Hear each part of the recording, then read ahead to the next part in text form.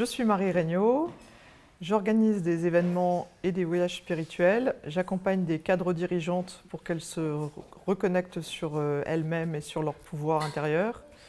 Et je suis apprentie chamane. Ma vision du féminin est une vision de puissance.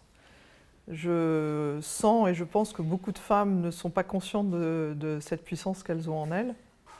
On nous dit le sexe faible, mais pour moi on n'est pas le sexe faible, on est plus le sexe fort ou le sexe égal avec les hommes.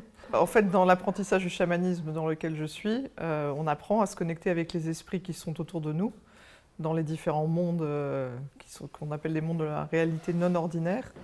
Et pour se connecter avec eux, en fait, c'est un travail de conscience modifiée, de rentrer en état de conscience modifié.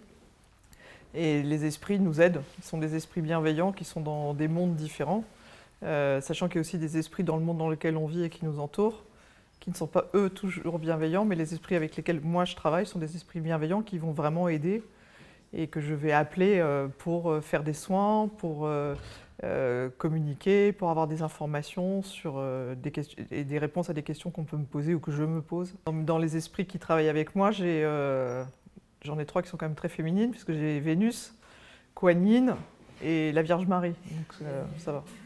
C'est plutôt bien entouré.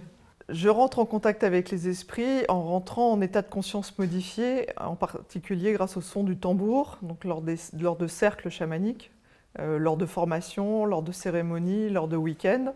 Mais en même temps, les esprits, je les sens et je les ai autour de moi en permanence. Je les appelle mes esprits alliés ou mes guides. Quand je rentre en état de conscience modifié et que je me mets en contact avec eux, c'est plus fort, la relation est plus forte et je vais entendre des messages, je vais entendre des choses, ils peuvent faire des soins, donc il y a une relation qui peut être très forte. Et dans le quotidien, ça peut être de m'envoyer un signe quand j'ai une question que je me pose en particulier, ça peut être une image qui va apparaître. Et il y a quelque chose que je trouve assez amusant, c'est que je me suis toujours dit que quand j'avais des plumes qui arrivaient dans ma vie, c'est que j'avais un de mes esprits ou un de mes anges gardiens qui était là. Et ça m'arrive assez régulièrement de voir une plume qui va virevolter devant moi. J'ai plein d'expériences comme ça qui sont assez sympas. Venez à un cercle de tambour et venez découvrir ce que ça peut faire. Mais après, il y a vraiment plein d'autres techniques. Il y a des trans cognitives, il y a même avec la méditation, les gens rentrent aussi en contact avec leurs esprits. La prière, ne serait-ce que se mettre en prière et en silence.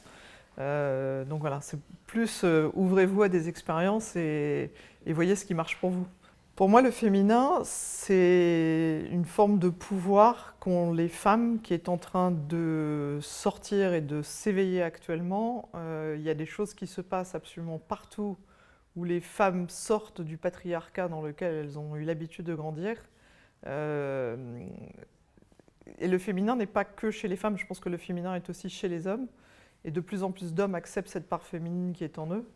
Donc c'est pas nous, les femmes, les Amazones, on va dominer le monde et on va à nouveau rule the world, comme on pourrait dire. Que c'est vraiment cet équilibre entre ce féminin qui est en train de revivre, mais qui revit vraiment partout.